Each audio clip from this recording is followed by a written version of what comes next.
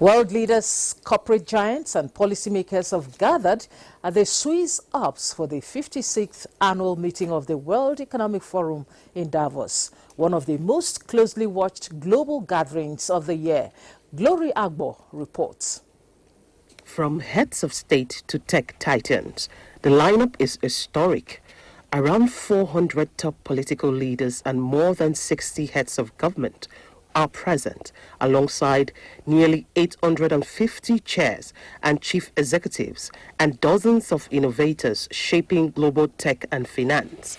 Among those attending are U.S. President Donald Trump, set to deliver a major speech this week, European Commission President and French President Emmanuel Macron, and leaders from Africa, Asia, and the Americas. This year's sessions revolve around 5 core themes: cooperation in a contested world, unlocking sustainable growth, investing in people, deploying innovation responsibly, and securing prosperity within planetary limits. Geopolitics and AI dominate the agenda. With rising geopolitical tensions, economic confrontation is now viewed as one of the biggest global risks, replacing armed conflict in recent forum risks surveys. On geopolitics, European leaders criticized tariffs linked to the Greenland dispute, calling for unified responses and highlighting the evolving dynamics among allies. The president and CEO of the World Economic Forum welcomes a historic number of participants to Switzerland's Davos.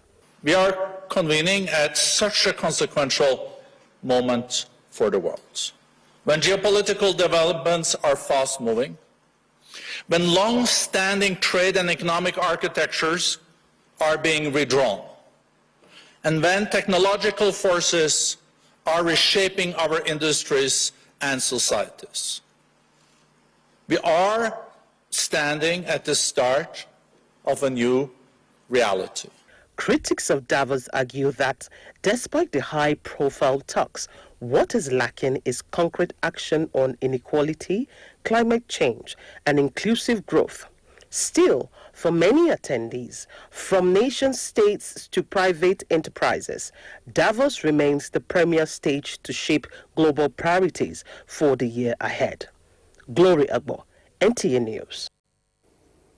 The federal government has laid out plans in job creation and jobs opportunities for its young population. This was when the Minister of Foreign Affairs, Yusuf Tuga, was speaking at the Africa Job Engine panel on the margins of the World Economic Forum in Switzerland. In a statement by the Minister's media aide, Al-Qasim Abdul Kadir, Yusuf Tuga pointed out to the panel government's approach by focusing on macroeconomic stability to attract private investment. The goal, he said, is to create clear paths for the private sector, which he called the primary engine of job creation. The minister pointed to emerging local industries that are turning raw materials into finished goods, creating opportunities for youths and women. He also highlighted Nigeria's upcoming hosting of a West Africa Economic Summit aimed at helping businesses leverage regional trade opportunities. The minister concluded by reaffirming Nigeria's commitment to its reforms with the aim of making the country a platform for job growth across Africa. He also cautioned that the Africa Continental Free Trade Zone must stay focused on its core goal of economic integration. U.S. President Donald Trump has accused the United Kingdom of great stupidity for a deal to hand the islands in the Indian Ocean to Mauritius, saying the UK giving away extremely important land is an act of great stupidity and is another in a very long line of national security reasons why Greenland has to be acquired, says Trump in a post on his Truth Social platform. The comments mark a major change of position for Trump, who previously endorsed the deal.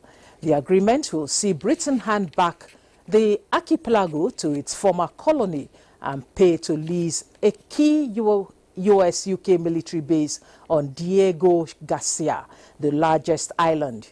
Britain kept control of the Chagos Island after Mauritius gained independence in the 1960s, but it evicted thousands of Chagos Islanders who have since mounted a series of legal claims for compensation in British courts.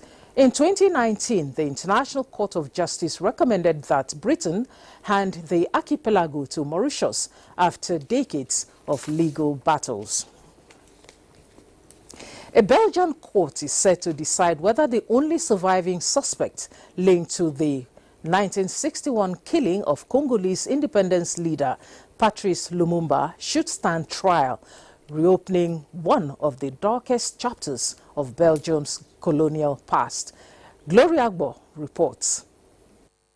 The hearing, held behind closed doors on Tuesday, brings members of Lumumba's family to Brussels, including his grandchildren, as they continue a decade-long search for truth and accountability.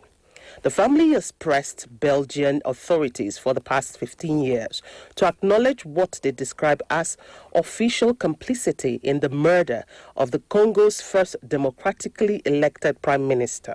Patrice Lumumba was executed in 1961, weeks after leading the country to independence. His body was later dissolved in acid by separatists, with the involvement of mercenaries linked to former colonial power Belgium. Nearly 65 years later, only one former official remains alive to face possible persecution.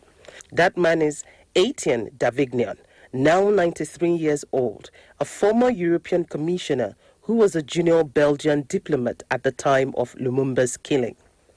Belgian federal prosecutors accused Davignon of involvement in Lumumba's unlawful detention and transfer, as well as humiliating and degrading treatment prior to his death.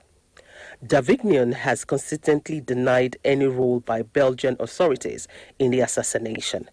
The court's decision will determine whether the case proceeds to trial, a moment Lumumba's family says could finally bring clarity to a historic injustice that continues to resonate far beyond Belgium's borders.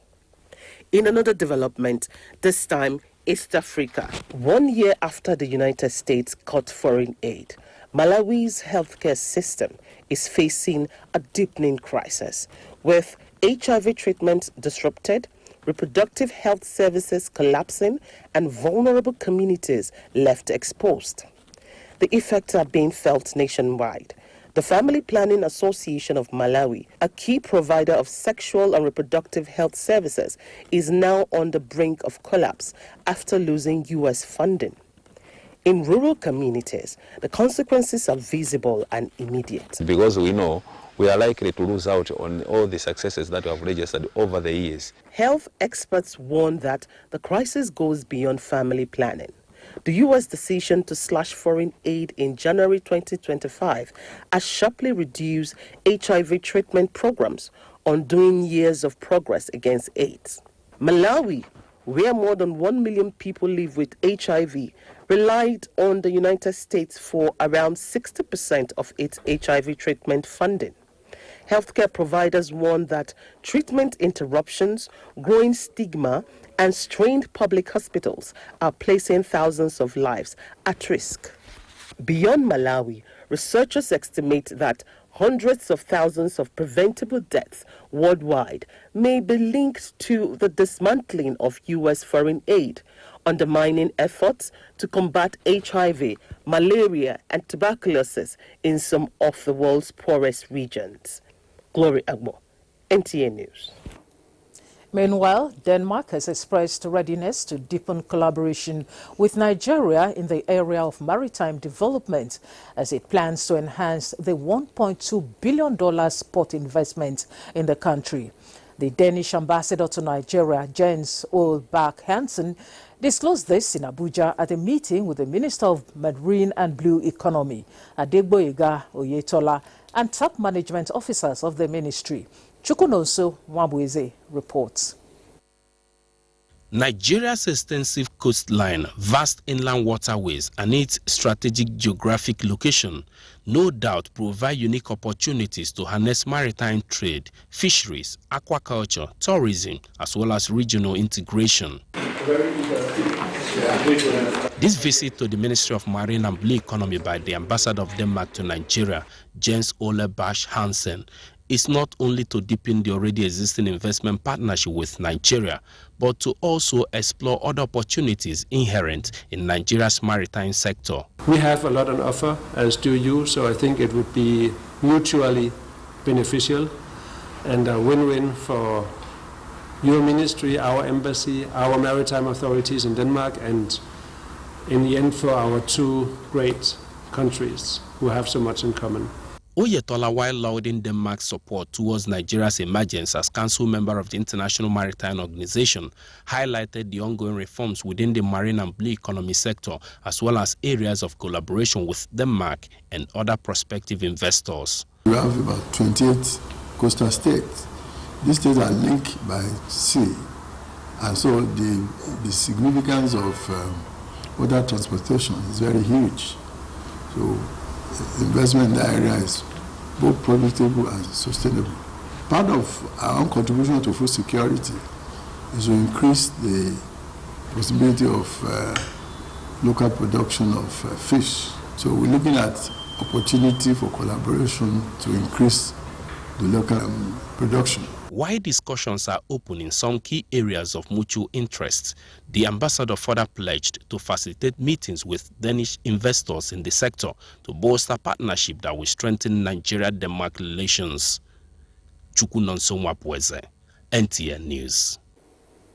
Achieving sustainable land management that helps communities adapt, build resilience and protect livelihoods requires a strong and responsive policy framework. This informed the validation of the revised National Drought and Desertification Policy by the Federal Ministry of Environment in an attempt to strengthen communities to adapt to the impact of climate change. Charles Alpha reports. Across several northern states, drought, desertification and land degradation continue to threaten communities and livelihoods, turning environmental challenges into serious development concerns. But this revised national policy validation is designed to strengthen community resilience, improve livelihoods and restore degraded ecosystems through coordinated action. Representing the Minister of Environment, Permanent Secretary Mahmoud Gambari said the policy's validation will provide a strong foundation for long-term solutions that benefit both people and the environment. This exercise goes beyond mere endorsement.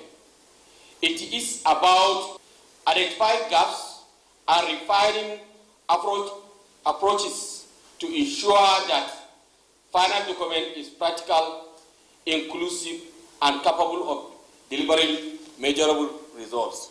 Director of Desertification, Land Degradation and Drought Management, Regina Waneri, believes that the escalating climate crisis have evolved, making it necessary to update the policy to address issues such as desertification, sand and dust storms, land degradation and drought.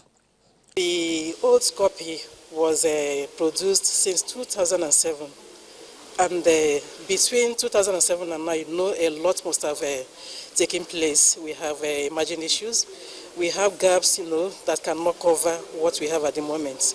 And other commitments that we need to be part of. And so there's the need to update the policy to capture all the existing gaps and other emerging issues. As important as today's validation is, its success will be measured by how effectively we translate policy into coordinated action on the ground. The validation workshop, supported by the Agro-Climatic Resilience in Semi-Arid Landscapes, AgriServe, and other partners, stakeholders believe will produce an inclusive framework for tackling climate challenges at both local and national levels. Charles Alpha, NTA News.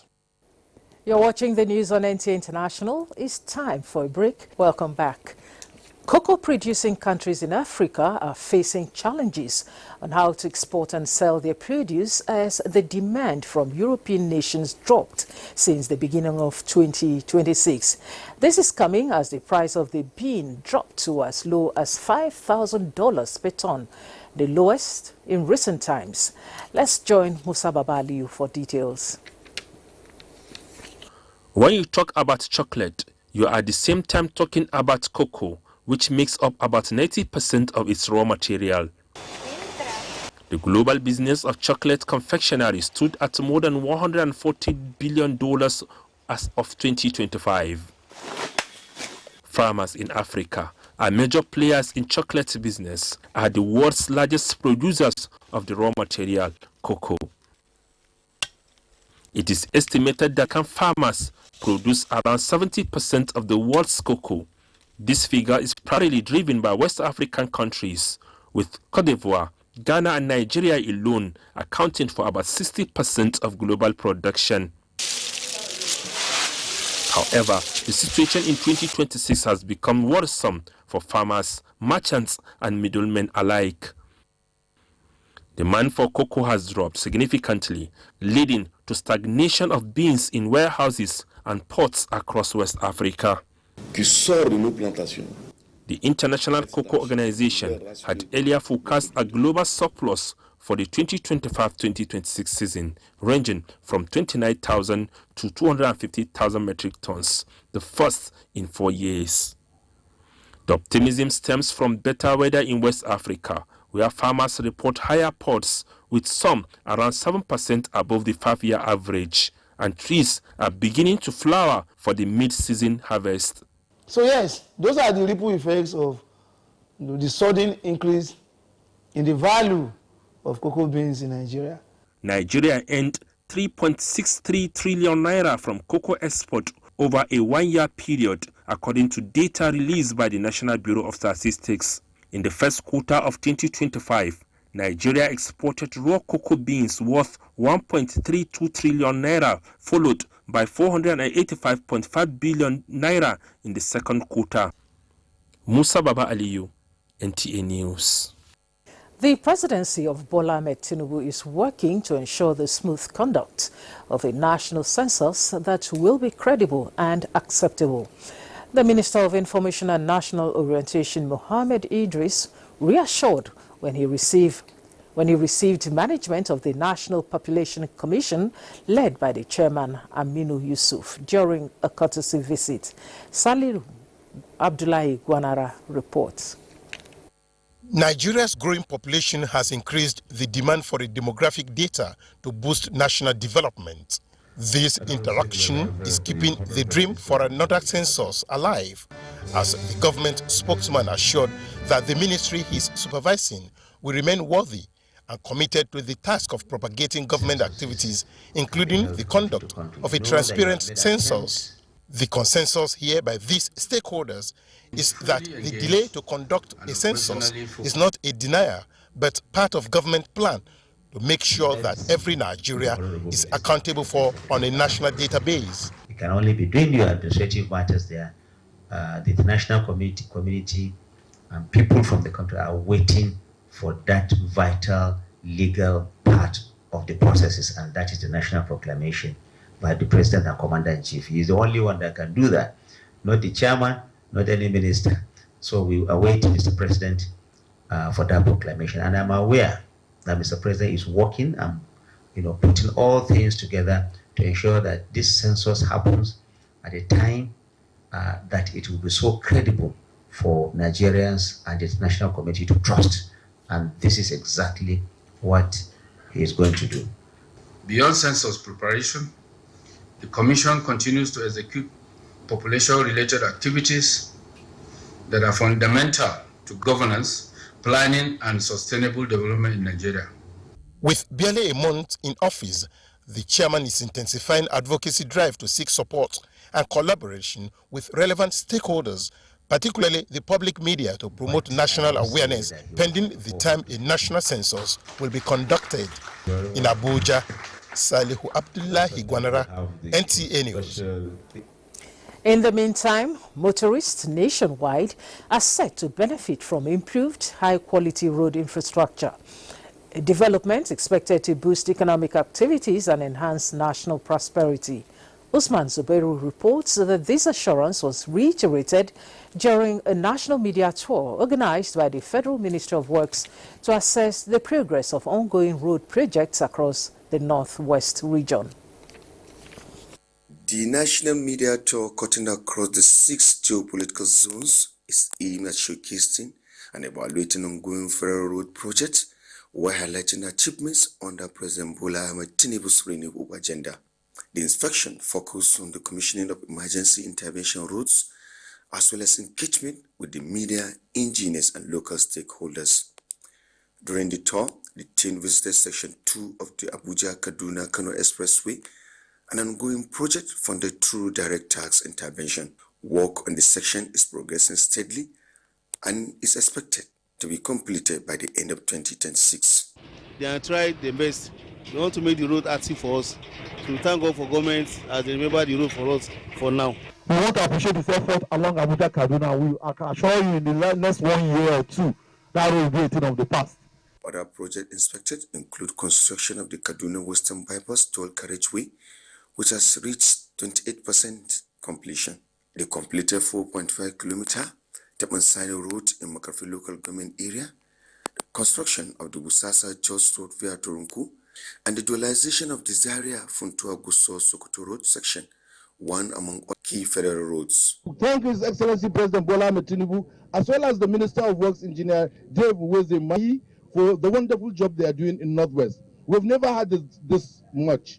And this is a government that is so determined to make sure that he connects the whole country. The use of reinforced concrete, he said, to ensure durability and cost effectiveness, assuring that all ongoing projects will stand the test of time. The team is expected to inspect additional federal roads projects across the region. Usman Zubel, NTA News. The National Primary Health Care Development Agency has inaugurated a new National Emergency Operations Center, a center team to tackle polio in Nigeria. The Executive Director and CEO of the agency, Dr. Muyi Aino, who inaugurated the team in Abuja, emphasized the need for problem-oriented solution framework and data-driven decision-making.